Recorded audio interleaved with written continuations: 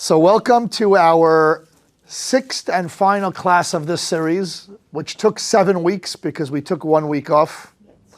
And today is Thursday. It's not during our regular Wednesday slot. And I hope you enjoyed the series as much as I did. There's so much wisdom in this. And we have David on the phone here. Today's class is a fascinating but such a simple idea. And I love the way it's brought out. Oftentimes, human nature, we think that we really have a grip and understand how things are.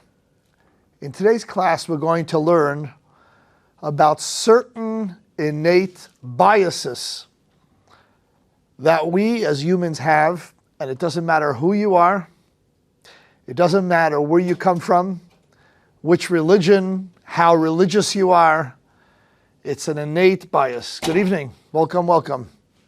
And we're going to begin in your student book, page 166, exercise 6.1. And before we get, I'm just going to say there are certain sections we're going to skip, especially towards the end.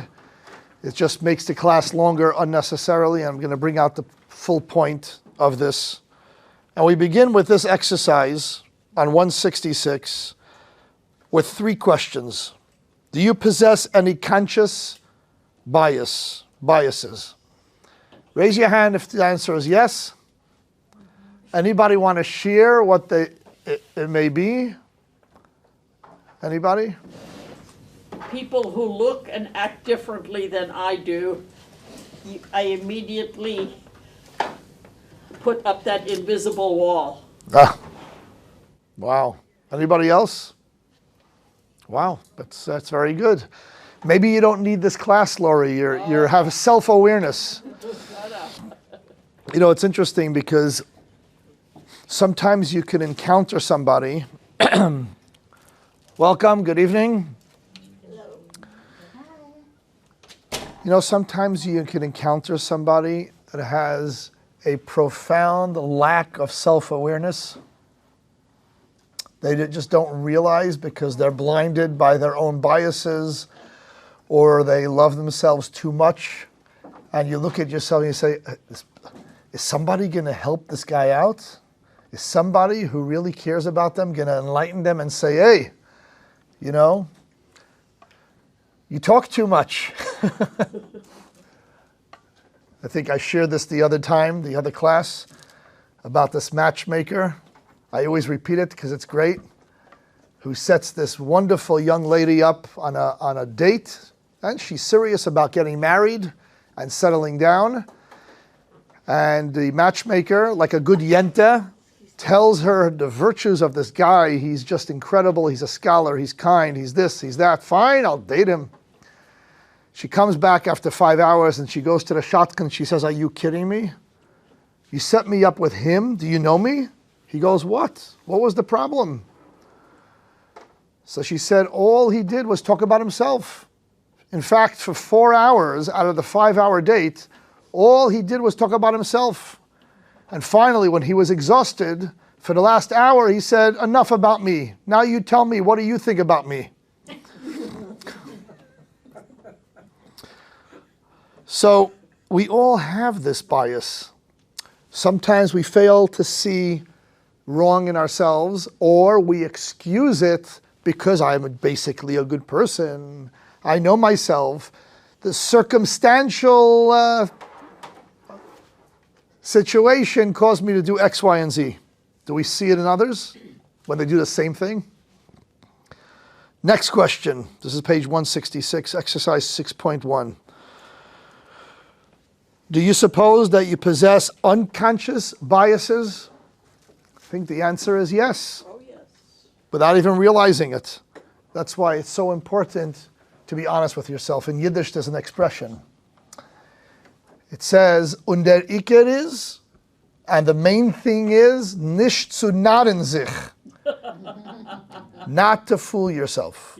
Und der Iker nicht zu nah in sich. Not to fool yourself.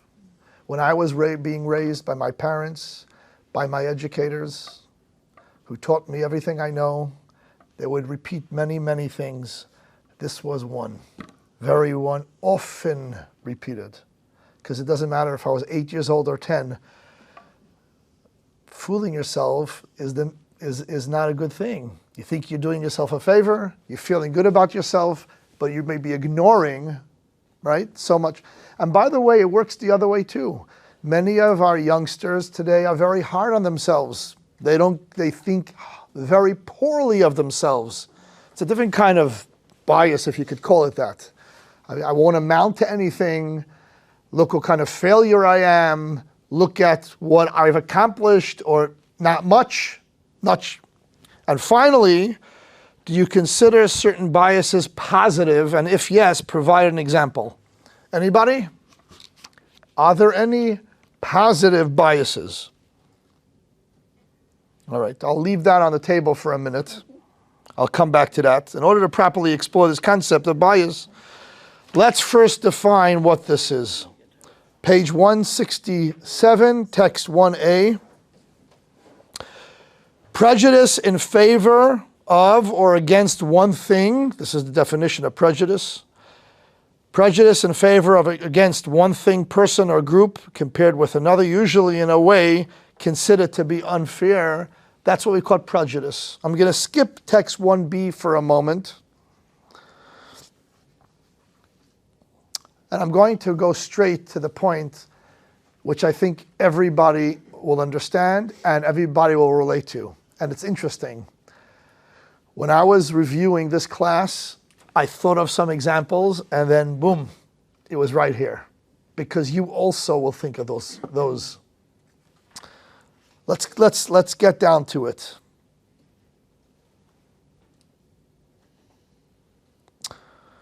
Were you ever late to a meeting? Oh yeah, we were late today. No, you weren't late today. I actually said at 7, I'm violating a rule. I'm starting on time. You were just on time. You listen, it's a 5-minute thing, right? Were you ever late to a wedding? Were you ever late to some important event? Maybe a child's soccer game or tournament? Now, how did you feel when you walked in late? So here at Chabad, we have a terrible custom. You know what we do? Denise sits on Shabbos in the front until 11 o'clock. Services start at 10. Then she leaves. The door in the front automatically is locked, and there's a sign posted. This is pure cruelty. There's a sign on the front door that says, when the door is locked there, come around. So anybody that comes after 11, I'm laughing. Am I allowed to enjoy this? So anybody that comes after 11 o'clock has to come through the back door and face the music. Everybody's facing this way, and they're greeted. Now, people who haven't been here before, right, and they walk through these doors, I think when we move to the new building, we'll be a little kinder. We'll figure out a better security system. Well, I usually know the ones that are coming new. I stay later. Oh, yeah. Okay, good. So, We're having a... building, the door has glass in it, so you can see who's coming. This is like the walk of shame, you know? Oh, yes. It's like, I came after 11. I'm over an hour late. No, I wait. I want to just say, I read something recently, because to every negative, there's a positive. You know what I read? You could agree or not agree. Somebody says, I love people who are late. You love people who are late? No, not because they're late. Because who comes late? Easygoing people. People that are not so rigid. People that are not so tough. People who are usually calm and cool and easy. They're easy on themselves and they're easy on others. So you may disagree, but there's something to be said. Do I agree? What's the difference? Maybe a little, maybe a lot. But here, you're giving me this look, Bruce. I feel like... Yeah. No, I'm just trying to think of how Jewish time works in with all this. Yeah.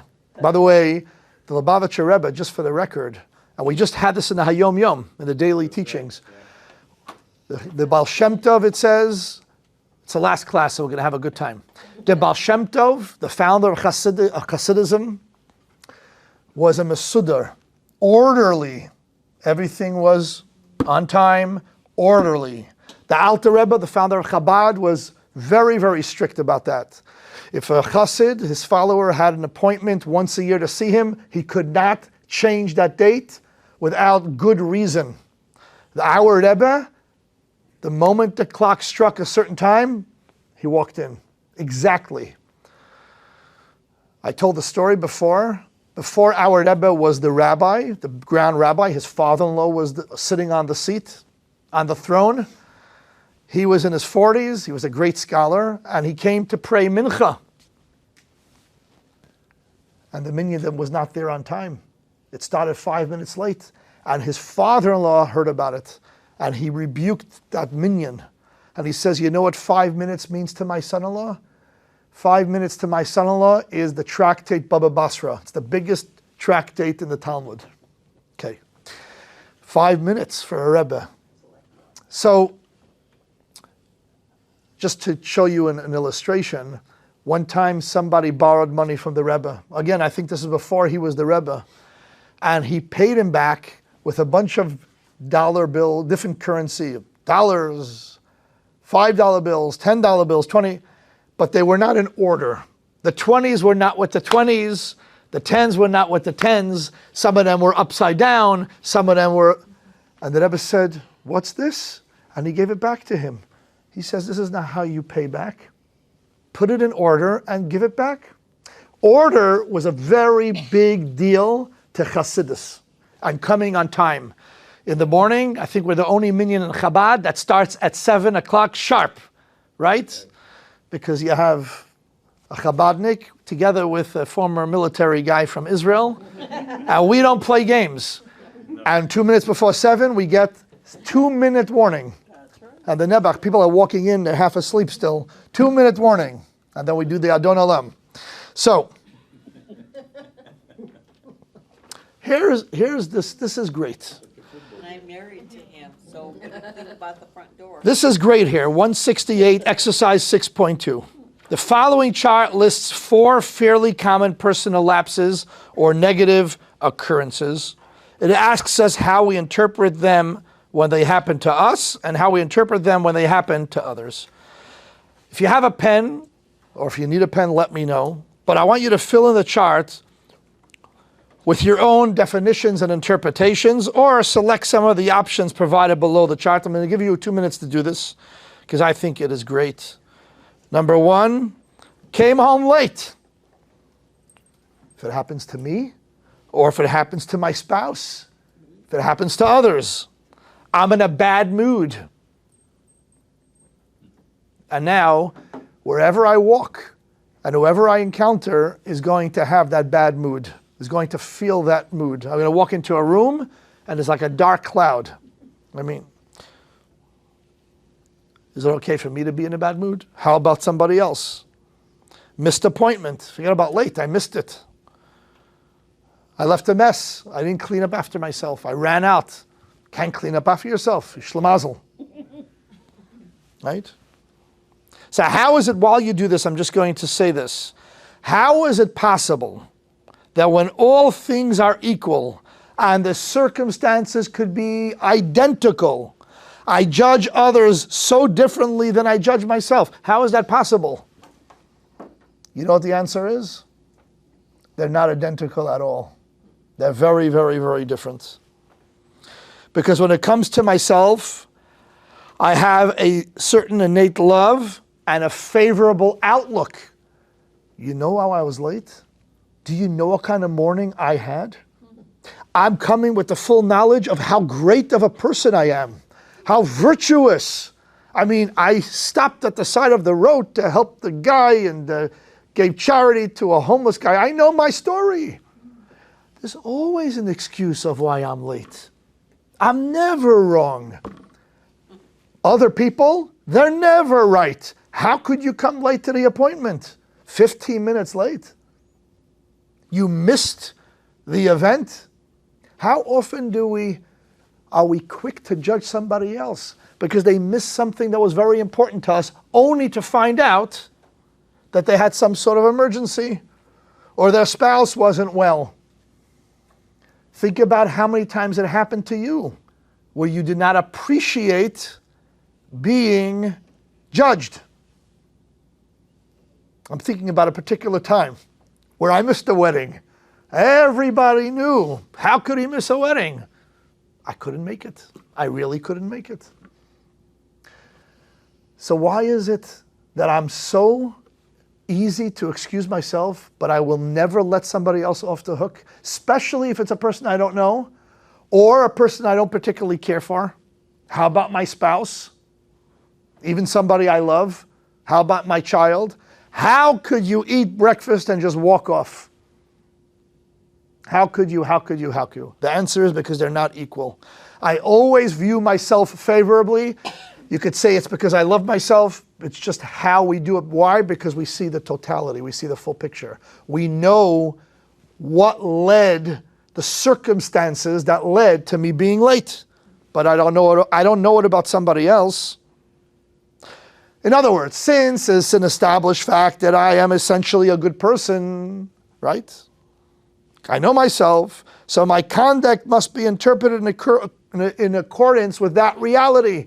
The premise and the starting point is I'm a good person that didn't make a mistake, but the circumstances led for me to do this, that, and the other. So let's say I'm late. Could it be because I'm irresponsible? Absolutely not. Could it be I came late to the meeting because it's not so important to me? Disrespectful? No, because I hit traffic. Then 5 minutes after me, somebody else comes late. Wow, that person is late. And it doesn't even occur to me that maybe they also hit traffic. Isn't that amazing? Isn't that amazing? So God forbid I did anything wrong. So, some unforeseen circumstance led me to coming late. In other words, I view negativity about myself as circumstantial. It doesn't speak to my character at all. It doesn't tell the story of who I am. And the reason we do that is because we know what led up to that mishap, to that missed wedding, to that late appointment, or whatever it may be. Then it happens to somebody else, and all of a sudden that bias goes away and doesn't exist because I only have this event to go by, to judge that person by, especially if it's a first-time meet. Imagine somebody's going out on a first date. You know, my children are getting close to that age. I tell my son, you better be on time. It's New York, all right? Leave very early.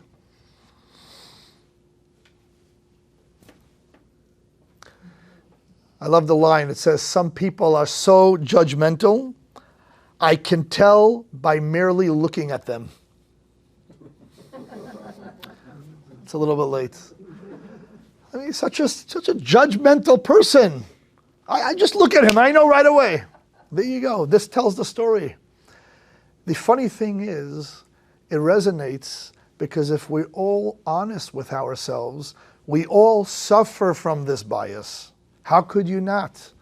I come with a certain knowledge of where I'm coming from, so I'm easily excusing all of my shortcomings.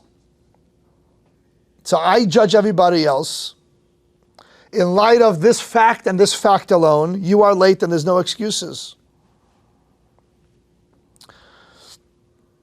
Let me give you some other example, and I don't know if you ever thought of this. You see these celebrities on TV. Oh, I'm a terrible cook. Oh, I'm a terrible this. Imagine that person, or imagine you who says it about yourself, saying it about your spouse. Oh, she's a horrible cook. I mean, you should see yesterday's dinner. Karen, imagine such a thing. What's the difference? One is suicidal. Yeah, that's true. One is looking at a couch. What is the difference? You said the same thing. I'm saying one about myself and one about Craney. No, not acceptable? No? I don't see an issue with that. Am I not? I don't. My husband can tell anybody I'm a terrible cook. I have implicitly given him permission to say that because I say it about myself. Yeah. Well, you're the exception to the rule, but it's not only about the cooking. I could criticize myself about anything, but if I said the same thing about somebody else, okay, let's not use spouses. Well, that's different. That would be terribly hurtful, unacceptable. Why? Who could articulate why?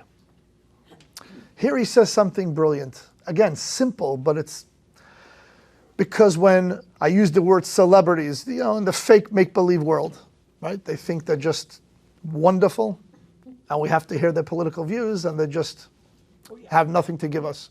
So when they're saying this, they're saying I'm a bad cook because I'm basically a fantastic person.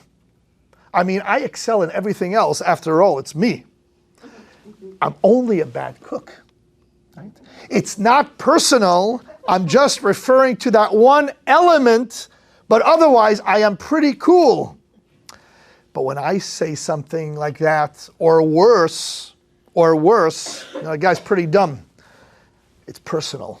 I'm basically saying something about that person. I'm criticizing the person themselves in a personal way, not just the way I mean about myself. Karen?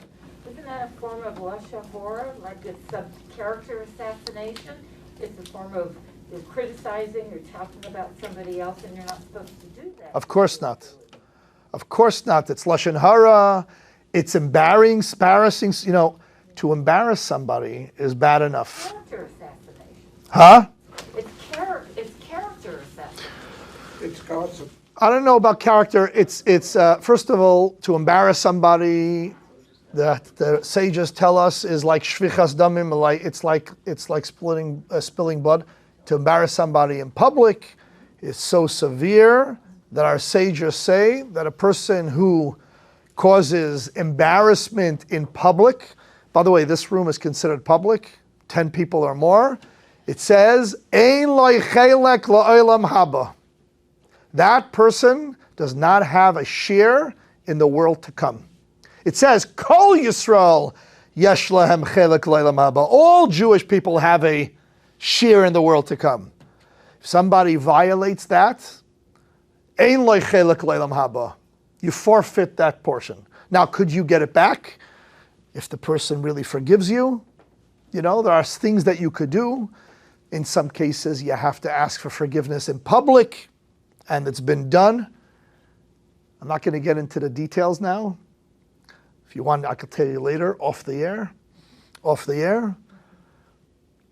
But the Lubavitcher Rebbe, somebody once did something, and it was public, and it was against a great rabbi in the community I grew up in, and the Rebbe would not forgive him until he got up in front of thousands of people and asked for forgiveness. Because what he did was in front of thousands of people. And I remember I was a kid, and this great rabbi who did this thing, I remember how the Rebbe did not look at him when he stretched out his hand and asked for $1. The Rebbe didn't acknowledge him. Very shocking. It was unheard of. And I was about 10 years old, and I was watching. I said, how is this going to play out? And I knew what was going on. And the Rebbe did not acknowledge him until he apologized publicly. It's a serious thing. Kavod abrius, honor for people. This is big here at Chabad, right? Our Gabbai, this is our policy. We have to respect everybody no matter what. So let's come back to this conversation. I'm a great person. Basically, I'm good. I'm a bad cook. Ha ha ha. It's trivial stuff. Nobody cares. You're a terrible cook. Person takes it personally usually. And I just give an example of that, but you could take think of anything. Here's the question, and I want you to think about this for a minute. We just said something that we could all relate to. Is the positive bias that one has for oneself a positive thing or not? Or to take the question further, If it's a positive thing, should I try to also have it for the other?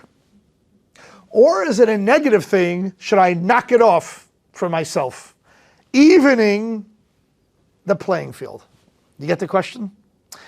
Is it a positive, in which case I have to have an even playing field? I have to show the courtesy for somebody else, because you know what? It's not nice.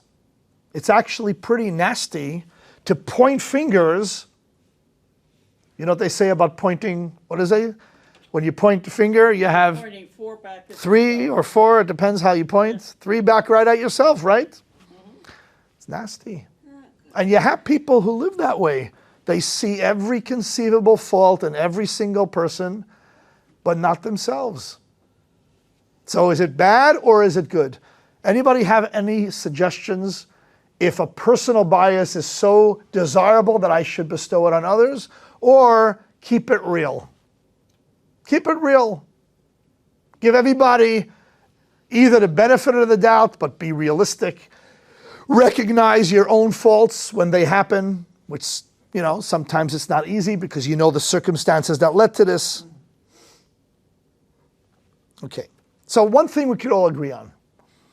If I have different standards for myself and for somebody else, not good. I was talking about marriage before, and unfortunately you see this between couples as well. You know? In the nice traditional way, she's always wrong, right? Good evening. Okay, so to lighten things up a little bit, they tell the story of the judge. He has the 2 opposing counsel, the lawyers on either side, sitting one to his right and one to his left, and he says to them, listen, I have been presented by a bribe from both of you. And they start, you know, moving in their seats. They're a little bit shocked, they're a little surprised. And he says the following. He says, Attorney Smith, you have paid me $15,000, while Mr. Henderson on the other side has paid me only $10,000. And then the judge hands a $5,000 check to Mr. Henderson, and he says, now we're going to decide this case solely on its merits. Let us move forward. Right? Okay. Okay, but he's still There you go. So here's the answer to my question. Here's the answer to my question. Good evening. Welcome. Nice to see you. Torah values teach us that the desirable way to level this playing field that we talked about a moment and achieve fairness is not by endeavoring to eliminate our self-bias and to always excuse ourselves because we understand the circumstances that led to that late meeting, but rather by working to extend this bias towards everybody else. But we're going to explain why. So the answer is, Torah says it's a wonderful trait. But there's a reason why it's a wonderful trait, and you need to extend it to everybody else equally as you do to yourself. And we're going to build this case on page 169, text 2:8, righteous judgment. It says in Leviticus 19:15, you shall judge your fellow with righteousness. Literally what this means is that if there is 2 litigants, you have to judge them equally. And Maimonides and the Code of Jewish Law has very strict law rules. You're not allowed to have one sit while one is standing. You're not allowed to, grill one and let the other one off easily. You're not allowed to be sharp or show any prejudice whatsoever, because you know what? If one side feels that you're being tough with them more than the other side, then they lose their ability to make a case for themselves. But we're going to take this a little bit further, and we're going to have a deeper interpretation of these simple 3 words: B'tzedek tishpot amisecha. With righteousness you should judge your fellow. Text 2b on page 169, giving a positive spin, taken from a book called Sefer HaChinuch. Mike, we're going to go to behind you to Aaron Goldstein. Included in this commandment is the instruction to each individual to judge their fellows favorably and to deliberately interpret their conduct and statements in a positive light. Through judging others favorably, we will foster peace and harmony among people as a result of eliminating mutual suspicion. So is the reason why we judge people favorably to avoid conflict? The answer is it avoids conflict, but that's not the reason. That's not the reason. Now, I just want to say right off the bat, if you know somebody to be trouble, if somebody has a history of crime, if somebody has a history of being deceitful, you have to protect yourself. Torah is not saying be naive and put your head in the sand and protect that everything is fine and invite your guy to stay at your home, right? We're not talking about that. We're talking about the mitzvah that applies when you meet a person for the first time, or a person who you basically know to have good character that does something that's out of character. Judge the person favorably. How? By finding a way to figure out how you may misunderstood or what the person may have gone through, and so on and so forth. In other words, just like you would do for yourself. Just like you would do for yourself. I gave the example of being late because it's something that happens all the time. And oftentimes, people who are waiting for somebody get annoyed when that person walks through the door. Right? And you're supposed to call before, and the person didn't call before. Maybe the person not only hit traffic that was unusual and left extra early, but their cell phone died. And now you're angry. You didn't even have the courtesy of texting me or calling me, or whatever it is. How could you not have a charger in the car? We know all the reasons why the person was guilty. That's what B'tzedek Tishma Zecha is. If you have a personal bias, be so kind and extend it to the other person. Rabbi? Yeah. Is it possible, I mean, nobody's perfect. Yeah. Really? You're pretty perfect. I'm trying, but I'm not there Yeah. yet. Yeah. But that we can look at a behavior of somebody, and we might not like the behavior, but we look at the bigger person Yeah. and accept them. So it says in the Torah that you're supposed to judge not the person, because there's only one judge in heaven, right? And separate the action from the person. But here we're saying more than that. Even the action.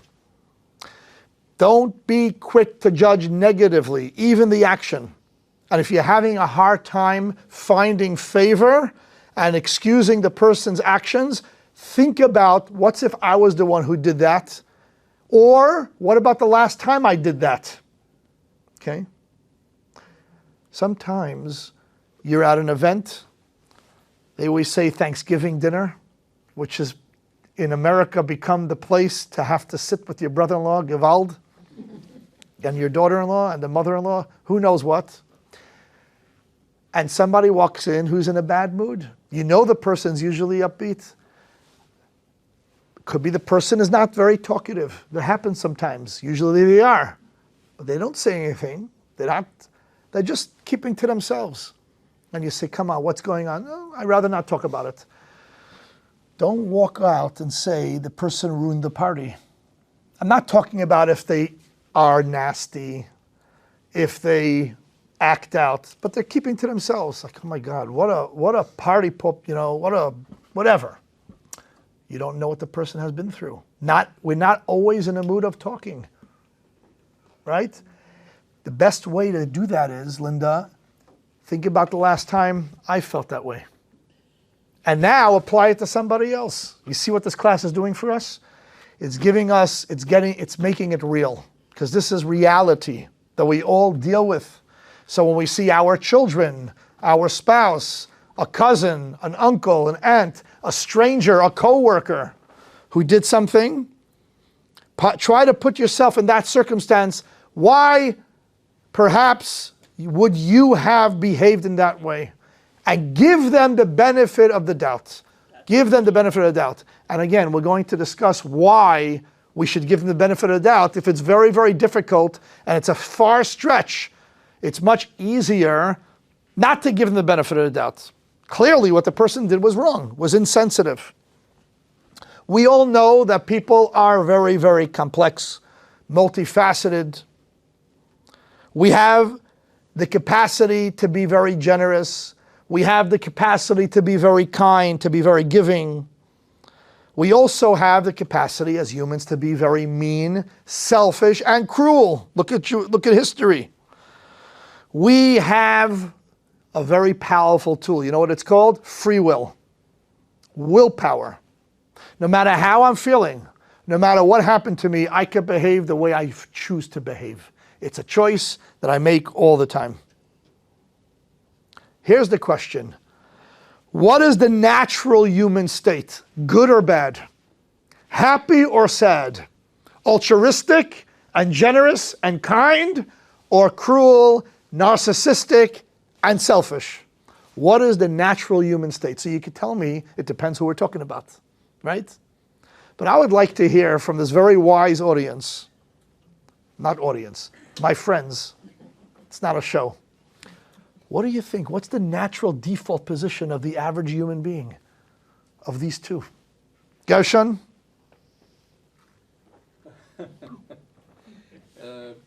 This is an old question. May not be the right answer, but what if, is it possible that there is no natural state and it actually depends on the circumstances? It depends on the environment you are in. It depends on the time. It depends on what you went through recently. So one day in one environment and so on, you can be calm and relaxed and kind and generous and so on.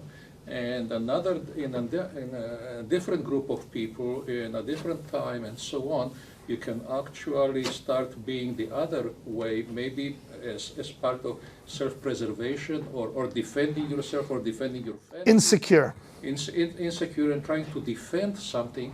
So different parts of your personality and humanity express themselves depending on the circumstance.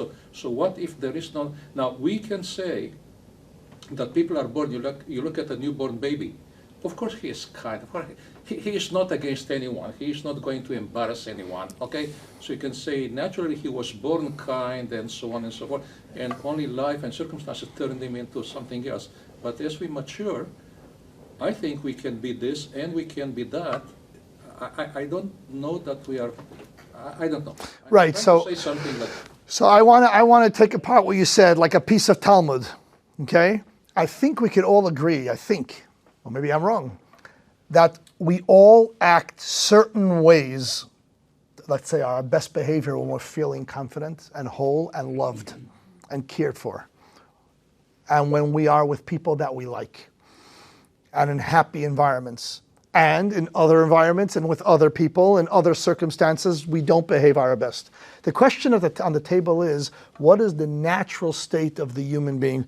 We call it the default state, the default position. And the truth of the matter is, this question is an age-old question that has been debated by philosophers, by all kinds of individuals throughout the ages. What is the natural state? So let us see here in this text what Freud considered, who's considered, of course, the father of modern psychology, how to say about the negativity of the human nature. Okay, let us turn to page 170. Mike, I see you look very relaxed, so we'll turn it over to Anna. Text 3, page 170. Man is a wolf to man. Men are not gentle creatures who want to be loved, and who at the most can defend themselves if they are attacked. They are, on the contrary, creatures among whose instinctual endowments is to be reckoned a powerful share of aggressiveness.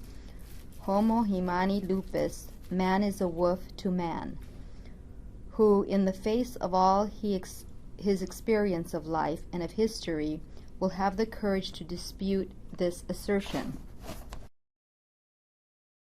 So he says that there's a certain aggressive nature in mankind And he got this from personal experiences by seeing how mean and selfish and cruel people could be. This was his personal experience. And if you don't like that, or if you haven't met such people or haven't met them often, you haven't been out much. No, that's not what I want to say. Look at history. Look at history. And by the way, Freud said this in the year 1930. History since then has made his argument stronger, not weaker. With Hitler and Stalin and Mao and all of these terrible, terrible monsters and the events of that century. I mean, unbelievable. So he took personal experience. You know a little history. You don't have to know a lot of history to know what man is capable of. It says in Kabbalah that man was taken from the dust of the earth, the lowest element, right? From the 4 elements. This is what it says. And this is why man could behave in such lowly ways that even an animal is incapable of behaving in terms of cruelty. Right? Man can behave in a cruel way that even an animal cannot behave. The fact of the matter is that an animal in the plains of Africa that hunts to eat is not cruel at all. They want to eat. They got to eat. That's how Hashem made it, till Mashiach comes, at which time the lion will lie with the lamb. Right? This is not going to be an amazing sight. Okay? But Carl Rogers had a very different outlook, also based on his experience with kind-hearted, generous souls. By the way, and sometimes you see them at the same point in history. When the moment of cruelty happens, 9/11, you ever saw such cruelty? People celebrating when 3,000 plus innocent people were blown up like this? People giving out candy in Gaza, and so on and so forth. Cruelty at its worst level. Can't get crueler than that. People celebrating when orphans are looking for their parents. And in New York City and around the country and around the world. But this country united like no other time in 2002 on that day. And you had such kindness. I remember just a few anecdotes. You had these shopkeepers opening up their restaurants, people filing in to eat, to drink, to this. They didn't think about their own personal belongings and what it's going to cost them. Right? So when the cruelest acts happen, you see selfless acts of kindness as well. So this is what we're going to see, page 171, text 4, positive view of human nature. We'll have, maybe we'll turn to Shelley. One of the most revolutionary concepts to grow out of our clinical experience is the growing recognition that the innermost core of man's nature, the deepest levels of his personality, the base of his animal nature, is positive in nature, is basically socialized, forward-moving, rational, and realistic. There you go. A little more refreshing and less depressing than the first. Rogers isn't questioning the existence of people who act cruelly, who act selfishly. He lived in this world, right? He lived and breathed, as they say. But he argued that these traits aren't the base of our nature. Because the question on the table is, what is the base? What is the default position? What is the natural position beneath all the layers? What Gershon said is correct. Many of us act out inappropriately because we're not feeling good about ourselves. When the children misbehave, when they don't feel loved, they don't feel heard, they feel insecure. They were laughed at in school. I was at a wedding last night with my wife in the Valley, and I met somebody, a young lady, whose brother was a classmate of mine. And I remember him, he was a very shy kid, and she said to me how difficult school was for him. He was a very gentle soul, and she remembers, I remember the day, he had a beautiful voice, he used to always sing, and I remember the day when he stopped singing at home. She said, I remember, and it left an impression because we knew he was going through something at school. You know, this is New York, this was a rough environment. So people who don't feel whole not just children, adults, are not going to behave the way they're capable of behaving. So he admits that there are such things, but what is the base and the nature, and what is the default position? They are learned behaviors that are, in fact, contrary to our core personality. There's the core personality, and if I act inappropriately, if I'm disrespectful, if I'm behaving arrogantly, this is contrary to the core base behavior of the human being. That's what he believes. Essentially, people are good. Now, I think we could see both, right? We could see both. Because we know people who behave like this and behave like that. And we know the same person who could behave like this and like that. Now, often, what are our strongest memories, especially as children growing up? The negative stuff. Why the negative stuff? Because of the scars that they leave behind, the trauma that we carry with us for many, many years. But when we think about it, and we think more deeply, we can remember people who are very generous and very kind, and did things that really impacted us positively, but we seem to focus more on the negative because it's heavier. We feel the effects of it more. The same applies, by the way, to human history. We think about the negative, we think about the evil people in history, but the truth of the matter is, there's also people who did incredible things. There's the Mother Teresa's amongst us, right? Which of these two perspectives, my friends, resonate with you more? Which of these two? Freud's or Carl's? Freud. Okay. Anybody else on Team Helen? Linda? Okay, so we got one-on-one. You know, let's do it like this. You know what? You know what we should do, Helen? Everybody has to vote. This is a, what is it called? A benevolent dictatorship. Okay, those that feel that Freud's point resonates more, you can believe a little bit of both. Raise your hand. Okay, everybody has itches. Okay, those who feel that the Carl Rogers viewpoint resonates more with you, raise your hand. Okay, all right. Then we have some undecided. We have the independents. How are we going to get their votes? How are we going to get their votes? Okay. So here, based on your votes, and based on the ones who abstained, I want to tell you, this is why you're at this class. Because I think many of these classes in this series, several, taught us new things. We're here to learn new things, to open up certain things that it never occurred to us. Because I agree with both, actually. I see this side, I see that side. Sometimes, you know how I would answer the question personally? Some days, I agree with Helen.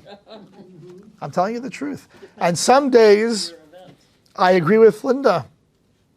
It depends on the experience that I have that day. Some days are so utterly upsetting, especially if we're hurt by somebody that we trust. Yeah? Somebody that we love, a family member, somebody we looked up to. You lose hope, you lose faith in humanity, right?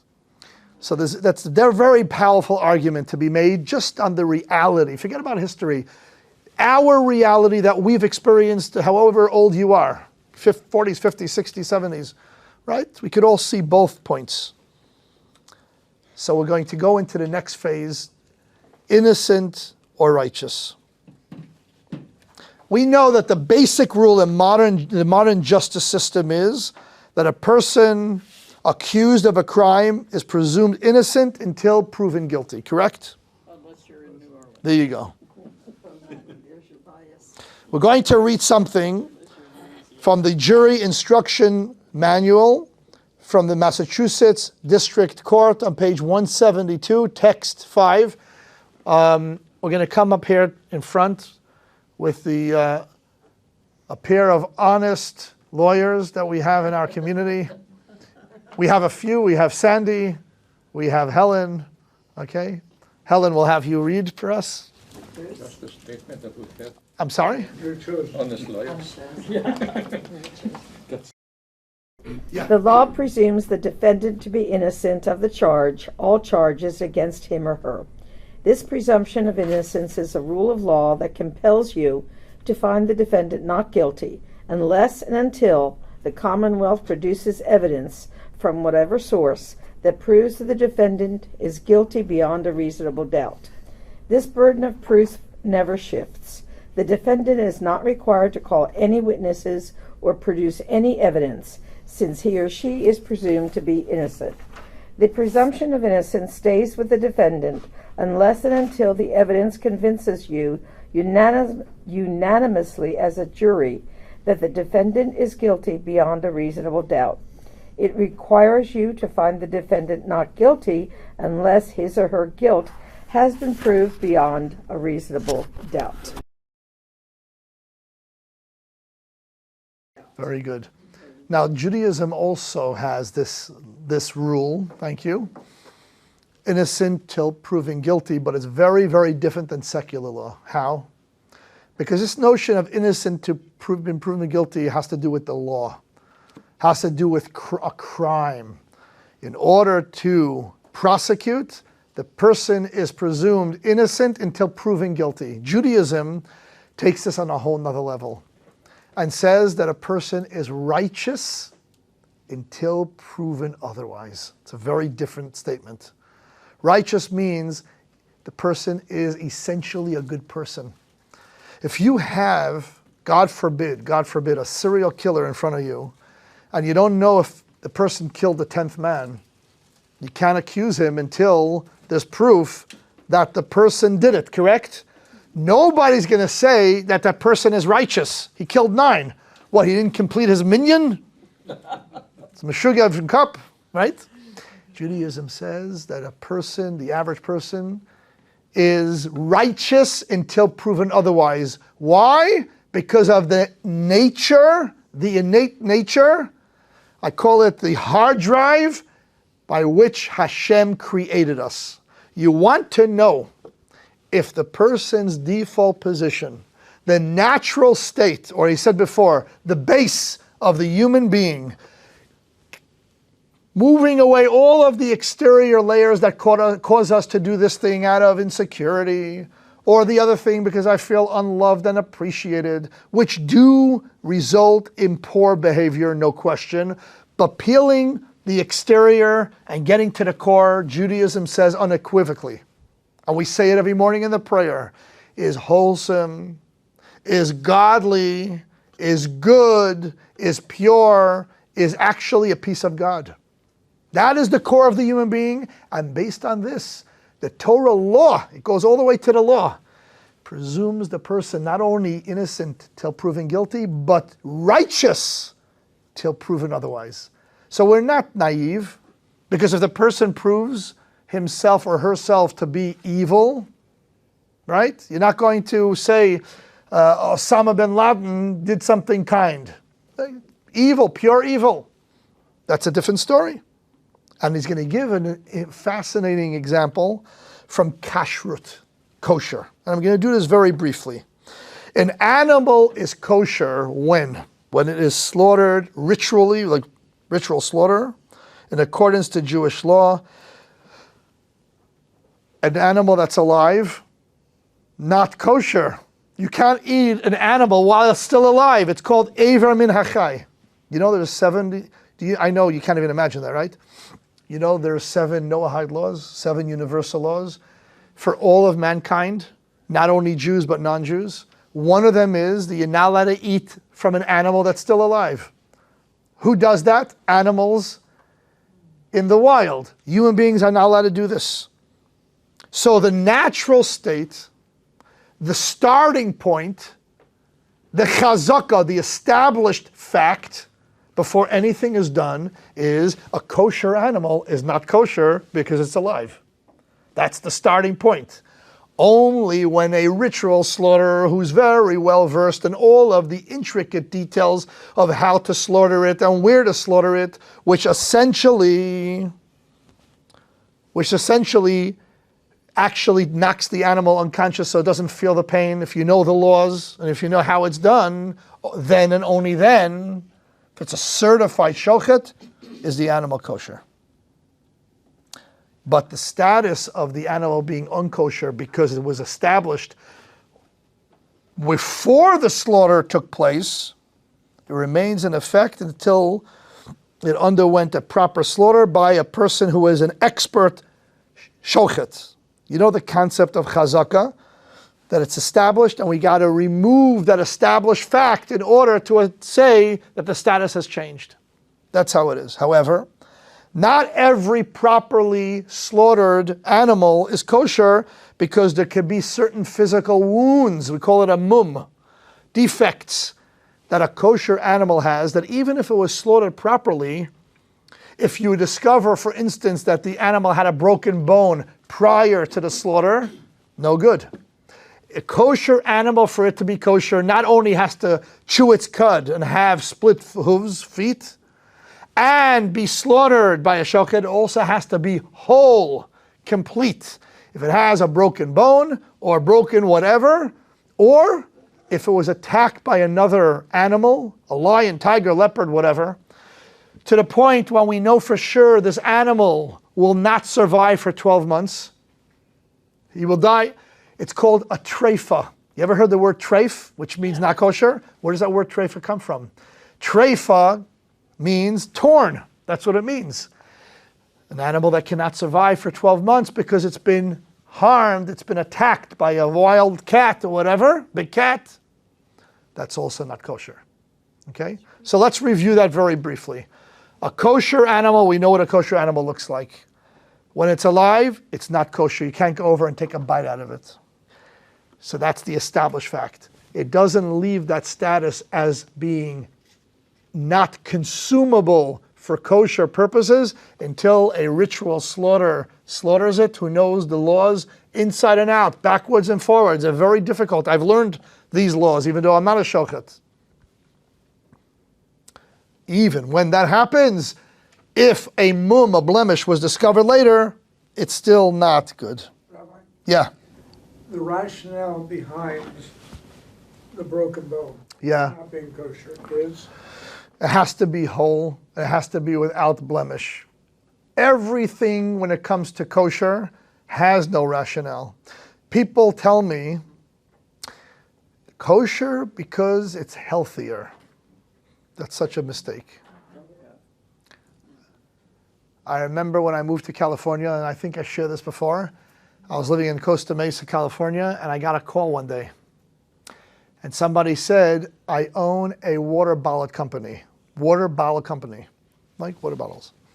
I said, wonderful, mazel tov. He says, you're a rabbi? Yeah. I would like you to bless my water. I'm right out of the ghetto of Brooklyn. I don't know what he's asking me. He says, yeah, I want you to bless my water. I said, can I do it over the phone? He says, no. I want you to bless my water so I could get the little symbol on the wrapper, the OU and the circle, the U and the circle, the K and the circle. I said, what does it have to do with blessing water? He goes, that's what it's about. I said, since when? This is a West Coast invention. Then I found out it's not a West Coast convention. It's all over the place. I said, it has nothing to do with that. Water is kosher, period. Because he was a business, he wanted people to buy it. They thought it's certification, it's healthier, I don't know what. When there is a certification, the rabbis certify that this is a kosher product, that all of the ingredients that have been included in this product is 100% kosher. That's what it's about. Blessings. Americana invention. How do you say invention in Yiddish? A convention, whatever. There is a simpler word called mishugas. A banda mishagayim. So the general law, and listen to this, the general law is that since the vast majority of animals are healthy and viable, we do not need to check the animal after it's been slaughtered to try to find a broken bone. If the vast majority of animals that are slaughtered ritually by the right guy who knows what he's doing, we don't have to nitpick. We don't have to try to find, under the hood something that's wrong. Why? Because the vast majority of animals don't have broken bones, and they're basically checked out by the farmer beforehand. He's not going to purchase an animal, to use Jackie Mason's words, was is zerbludget und zerharget. That looked like he's seen better days, right? With this information in mind, we're going to see something very interesting in text 6, page 173, consumption of righteousness. Let's turn to the other honest lawyer amongst us, Sandy, our dear friend of Chabad. Bruce's chopped liver. Chop liver? Chas v'shalom. Never, never. God forbid. It is clear and established that we are all presumed to be righteous. This is analogous to presumptions we use regarding the kosher status of animals. As long as an animal is alive, it is forbidden for consumption, and it is presumed to have remained in this state until we can ascertain that it has been slaughtered properly. Once the animal has been slaughtered properly, it is then presumed to be kosher unless it is clearly proven to be non-kosher due to a severe physical defect. Similarly, God created each of us upright and honest by nature. People retain this presumption of righteousness unless it has been clearly proven that they have chosen to veer from the way of truth and righteousness and follow a deceitful and crooked path. So just like this established fact that an animal, it doesn't have a blemish, and therefore we don't have to nitpick and try to find a blemish, it's an established fact that people are essentially wholesome. Now I want to address something because my dear friend Helen, whose opinion I value greatly, feels otherwise, and so do I. Here's the deal. Here's the point of the class, and I think it's very, very important. It's important to recognize in ourselves. If I'm beating myself up because I'm not happy with the person that I've become, I'm not happy with how I behave, or the lack of consistency, right? Which is a very big problem. Sometimes I act in a dignified way, in a respectful manner, and sometimes I don't. I haven't grown up. I'm still that 11-year-old kid in Brooklyn. We have to remember something. According to the Torah, all behavior that's unbecoming of the person comes from exterior, foreign factors.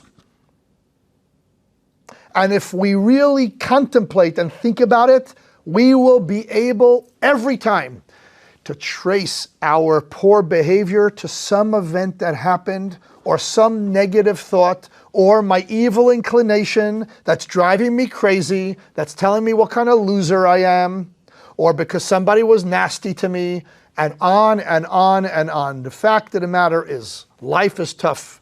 It's rough. Not only in the rough streets of Brooklyn where I grew up, in that jungle, but even in Orange County, California. And especially today, it's difficult. We encounter all kinds of people. We watch and we see terrible, terrible events. I don't want to mention it, but we know what's going on, right? People have certain things to say to us that are not very pleasant to hear. We feel dismissed by people sometimes. It hurts. When I go out and I try to interact with my loved ones, with my spouse, and she sees or he sees that I'm not the mensch I was 5 minutes ago. 5 minutes ago. Forget about if she's a wise person or he's a wise person, they will recognize that something happened. Something happened in the interim. And to make it more complex, there's chemical imbalances. And today we're very familiar with a topic that, thank God, we've blown the lid off. And it's called mental health. And it's something that many, many, many Americans struggle with. They say 25%. That's the number that they give from some form of it. I know in the community where I grew up, it's addressed openly, without fear, because it's vital to address it. People are suffering. It could be the people that you're talking to tonight. So imagine we're quick to judge somebody because they behave in that way. Or we're quick to judge ourselves and we're feeling horribly guilty because we behave that way. And what do? We come to the conclusion that we haven't amounted to much and we're essentially not good. The conclusion that we're essentially not good is understandable because look at the behavior. Bad, poor, bad, nasty, disrespectful. Says the Torah, you're not going deep enough. Look at what happened that caused the person to behave that way. And we're going to see in a moment, Ein Adam Chayte, a person does not sin, does not misbehave, Ela im Kain, only if and when, Nichnas by Ruach Shtus, some foreign thing outside of my innate, natural tendency and nature, I was overcome by that. Some exterior factor. So in secular legal presumption of innocence, it's actually compatible with any perspective regarding human nature. Remember what we said before? Secular law could say innocent till proven guilty, but people are essentially bad. Like Freud says. They're not mutually exclusive. They can be compatible. The serial killer is innocent till proven guilty, but he's still a serial killer and is a horrible person and should get what's coming to him. Judaism says, unless the perfect person has proven himself to be rotten at his core, sadistic, evil, cruel, we presume the person to be righteous until proven otherwise, which is a whole nother level. Okay? On that note, Yeah? I just can't get out of my mind whether there's any applicability to criminal law where you have to prove beyond a reasonable doubt. Yeah. Civil law, a preponderance. Yeah. Do they weigh into?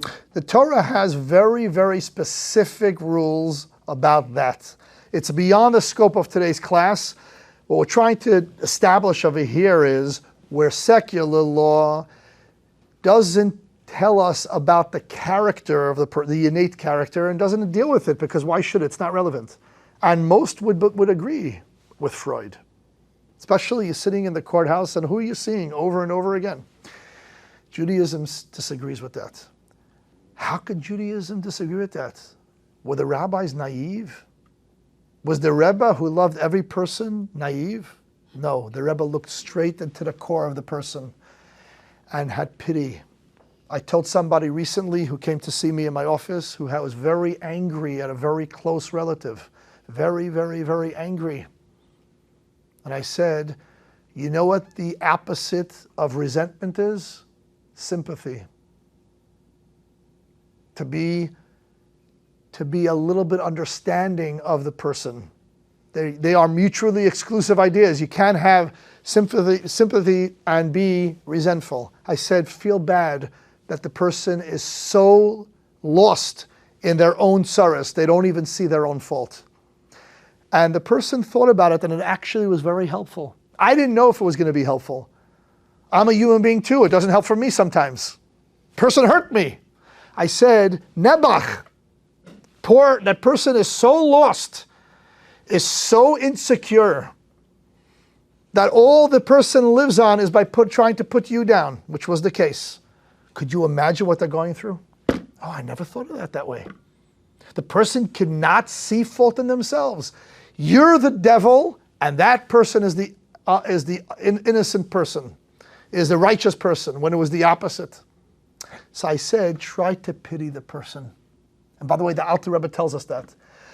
And at the end of the conversation, I told them this idea. Because the person is essentially good, and I'm telling you that they're acting out because they don't feel loved. And I happen to know the circumstance, and it's true. And when you don't feel loved, and you don't feel cared for, and you don't feel seen and soothed, all of those, the S's, I don't know if you heard about the S's, with which you have to raise your children with. You got to soothe them when they're hurting. You have to feel seen. They have to be whatever the other ones are. What is it? Seen, soothed, No. It's I'll tell it. I'll get it soon.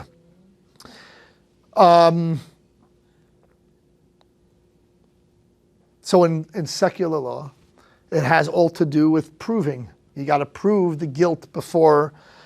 Jewish law also legally considers people innocent till proven guilty, but beyond the issue of the burden of proof placed on the prosecution, Jewish law has a positive presumption it takes about people on a personal level. As a person of good character naturally. So you could say, what difference does it make naturally? You know, it makes a difference because if you treat them a certain way, you may uncover or reveal within them their natural goodness, their default position, which is a piece of the divine.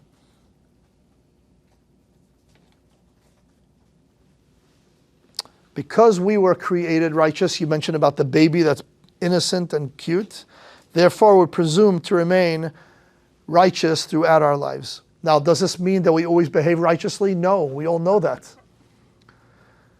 But it's important to note this, and I just want to expand upon this for a moment.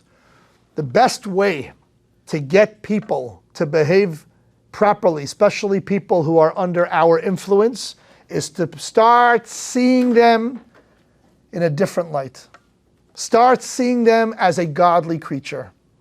It's very difficult for somebody who is struggling and therefore who is acting out to get out of that rut if we're constantly judging them and not allowing for the oxygen and the sunlight and to be able to penetrate and get inside. And it works. It actually does work. Now, what is this belief in the human being essentially good? Let's take a look. First of all, text 7, page 175. And by the way, this is a prayer we say every single morning, just after the Modani. We say, Aloka Neshama, my God, the soul that you have placed in me is pure. You created it, you formed it, you breathed it into me, and you preserve it within me. We say this every morning. Are we saying a lie? And by the way, sometimes, and this is something also I wanted to add to this point, which is also important, a person could be behaving poorly for so long, so many years, that all came out of exterior factors. Exterior to what?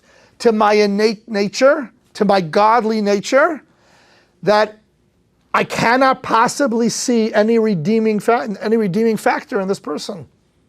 A piece of the divine? This person? It's nasty.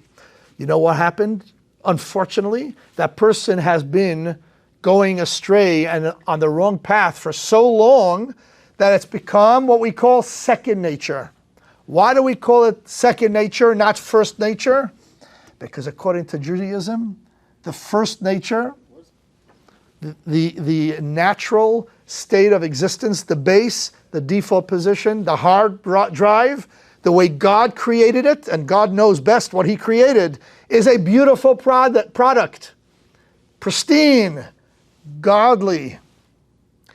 And the way we're supposed to approach another person who's approachable is from this perspective. If we have any chance of making something that's crooked straight, is starting to see them in this light. What's the best example for this? Anna, which rabbi in our time? The Lubavitcher Rebbe, who you spoke about so eloquently on Shabbat. He made a lot of things that were crooked straight and brought out the best in humanity by seeing them for who they really were. And it's irrelevant. We shouldn't be dismissive of people. We don't want people to be dismissive of us and to write us off as bad because they witnessed something we did that wasn't so ay, as they say. That's a little Yiddish for you. We want to give them the benefit of the doubt. And in text 8 is what I alluded to earlier. Ein adam oived aveda. People only transgress when they are overcome by a spirit of foolishness. Which means this teaching describes transgression as a result of a foreign, foolish spirit that sometimes overcomes us. Naturally speaking, we should never transgress. Why not? Because to do so runs against our very nature. But the world around us contains negative forces of temptation as well. And we sometimes open ourselves to be overcome by a foolish spirit and act in ways that are contrary to our basic instinctive self, our natural self.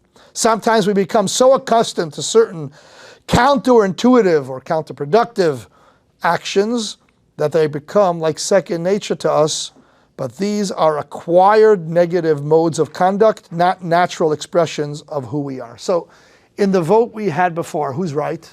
The answer is, depends on what level.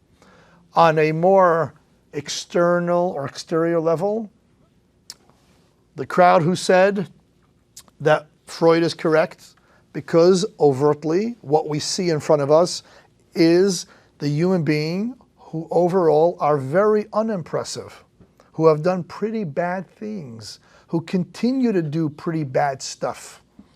Correct? They're all around us. We signed a contract recently for our new building, and it's costing us a hefty penny just for security. Why? Because we need it. There are bad people out there. We're a Jewish center located in the heart of our community, very visible, in a very visible corner. We invested a lot and we hired the top. And every single parent in our Hebrew school wanted to hear that and deserves to hear it and see it. Bad people out there picking on Jews because we're Jews. What did we ever do to them? We're total strangers to them. You're telling me people are essentially good? It's Meshuggah. The answer, there's so much junk out there, and it's so convoluted. There's so much dust that has been built up, so to speak, on the innate goodness of the human being. If you would strip that away, you will find goodness. So let's not take an extreme example of people who harm others. Take an example of your child. Maybe a child when they were growing up, and you said, what am I going to do with this kid? If we look at our children like bad people, they will know it, and it's the worst thing we could do as a parent, the absolute worst, and I don't care what they did. I'm not talking about murder here. They misbehaved. They know it the way you look at them. And I want to tell you, the most powerful thing that my parents gave us, we were always good, even when we weren't. I got spanked, and I deserved every single one of it, but we were essentially great angels, and we had potential where the sky wasn't even the limit, and we felt it. I felt it by my father's gaze. We felt it. And at the same time, when we misstepped, we were punished. We paid a price. Both were true. It leaves an impression. This is what creates the human being. But never to knock down the person. We are taking a treasure that God gave us, who entrusted us to raise this child who's essentially good, and we fail to see the goodness because I'm impatient, because I'm having a bad day, because I'm insecure, because my child is making me look bad for the neighbors. That's like the worst one I've heard. Because I have to have a perfect family. Yeah, right. Nobody has a perfect family because there's no perfect human beings. Stop pretending it. Stop sacrificing your children on the altar of perfection because you have to have a perfect post on Facebook or Instagram. It's destroying generations. People care more about what they look like for the outside. As soon as the front door of their house closes, they turn into monsters. Okay, that's wonderful. This is the society in which we live in. You know, you see. Comes along Judaism and says, strip away the external factors, be sensitive, listen, see what's hurting the person, and you'll see wonderful, wonderful qualities. Wonderful qualities. The clock is running out a little bit. So I'm going to turn now to text 9 on page 177. Mike, if we could have Lorraine in the back read for us. Kosher slaughter qualifications. A Jew who doesn't know the laws of Shechita? Shechita, sorry. Okay, kosher slaughter may not slaughter. Any meat slaughtered by such a person is forbidden for consumption. Even a person who knows of the laws of kosher slaughter should not slaughter alone before practicing many times under the supervision of an expert scholar and achieving proficiency in the technique. Only a person who is well versed in the laws of Shechita has practiced under expert supervision until achieving proficiency is considered a qualified expert. So listen to this. You have to have a qualified expert, right? The animal's established state of existence when it's alive, it's not kosher because it's alive. That's the established fact. You have to unestablish that, so to speak, by having those rare rabbis who know how to do it ritually exactly, which is a minority, shebim minority, if that's a word. What happens if an unknown shochet comes to town and slaughters an animal and then skips town? I didn't have a chance to investigate. If the person was qualified shochet, who knew the laws, is the meat kosher or not? It's only kosher if it was ritually slaughtered according to all of the halachot and the details. This guy skipped town, I don't know. Here comes the idea of the person being essentially good. And we're going to see it in Jewish law.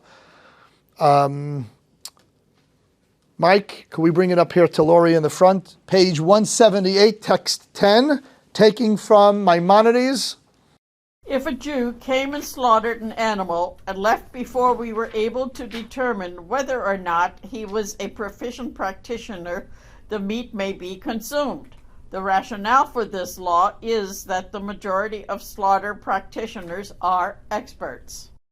Why would that be the law? Let's go, we'll turn it here, Mike, to Gershon. Why would that be the law? If to have kosher meat takes so much skill and only a select few know how to do it, and the animal's natural state when it's alive is not kosher, and now somebody came to town, now we don't know who the guy is, and he skipped town before we had a chance to investigate whether he's qualified, we presume that the meat is kosher. How does that work? You give him the benefit of the doubt. I know, but how many shachtim are there? How many ritual slaughterers who know the law are there? Not many. It happens to be that Craney's brothers are shachtim, right? Almost all of them. She has 5 brothers, I think all of them besides one. But that's a rarity to have in one family so many. But how many? First of all, you have to also have the skill. You can have the knowledge. If your hands are like this, don't be a mohel, and don't be a shochet. Thank you. All right? And a shochet shouldn't be a mohel either, because if they make a mistake, no. By the way, you do have people who are both. Right? You go like this. So why would I assume this? So Gershon's going to tell us the answer.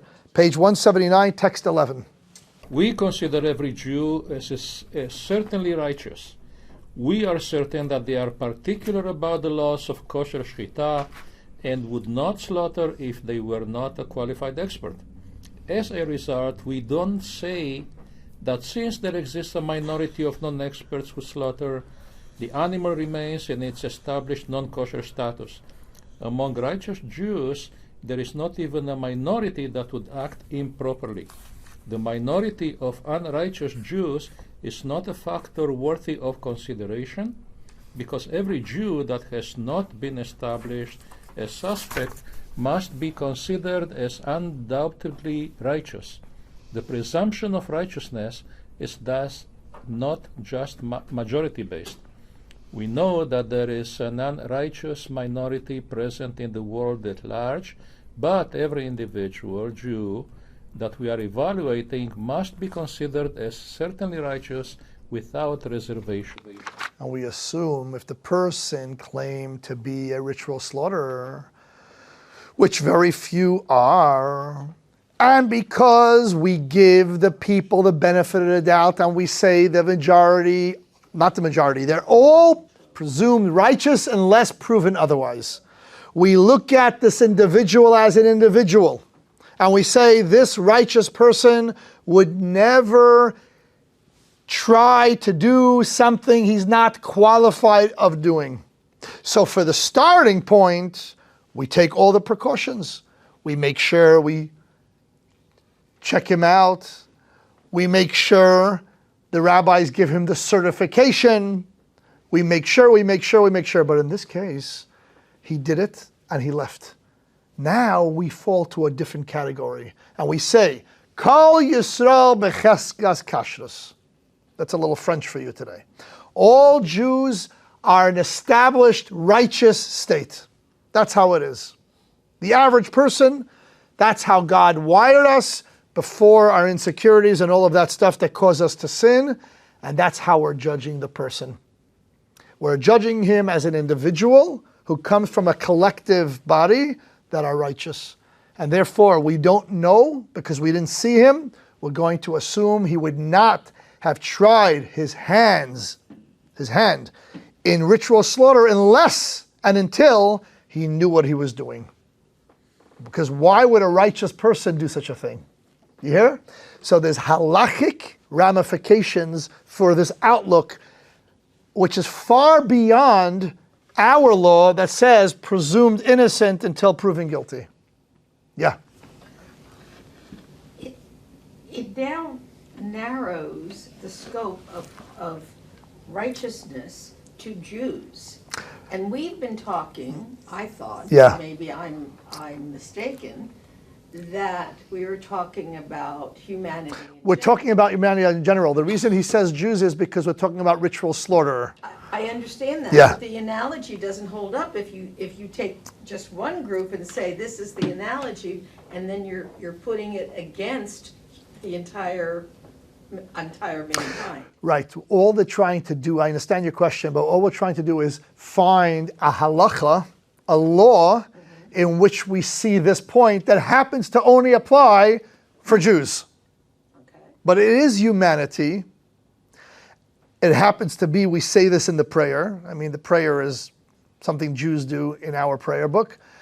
But this is humanity as a whole. And I think this point, if you think about it deeply, even though instinctively I'm with you, and my wife knows that, and we get annoyed at people, and we cannot believe that somebody, we just forget about taking the shirt off your back, you gave them your skin and your blood and your tears, could turn around and behave this way.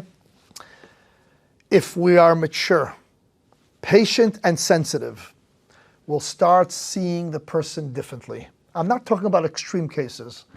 If we have the person, and if the person's able to open themselves up to us, we will discover that the person is sinning against us. The person is acting nasty towards us because something happened. I'm not excusing it. And if the person did a crime, they should do the time, and so on and so forth. But what chance do we have on turning them around if we have any influence on them? By constantly looking at them poorly and putting and looking at them with a negative eye? People feel it. People know it. It's very easy to do that. Instead, think to yourself, maybe I also once behaved this way when I was in a bad mood. Maybe this person is going through something I've never imagined. Maybe their temperament is different. Maybe they're going through some illness. Maybe. Try to find the redeeming factor. And you know, there are many, many stories, including with the Lubavitcher Rebbe, where people turned around literally 180 degrees, like completely. Why? Because a righteous great rabbi in Brooklyn looked at them the way God wants us to look at humanity, as essentially good. And that's why I said the question before was very difficult, the vote that we had. If you judge humanity on behavior, it's very difficult to say that Freud is not right. It just is. But if you judged the human being based on their hard drive, who they're naturally capable of becoming, sometimes you have these people who have a rap sheet from here to Texas, as we say, and then they were enlightened by somebody and they turn their lives around and they become the greatest and the biggest amongst us. And you say to yourself, Gewalt, how could the same person have done such evil and crime, and now is such a mensch who is mentoring thousands, and you have this. How is that possible? Think to yourself, how? Because their natural state is godly. That's how. Because their natural state is good and righteous. And thank God they encountered the right mentor, or they read the right book, or they married the right person, or whatever happened, where they were able to tap in to their own personal built-in divinity. That is, and that's how Torah views it, and it has the ramifications of halacha.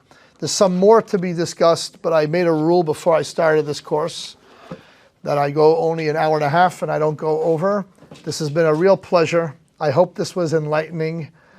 Something to think about. And these things could be dealt, you could think about it. And I didn't go through all the texts. I went through the ones that I felt were relevant for the core point.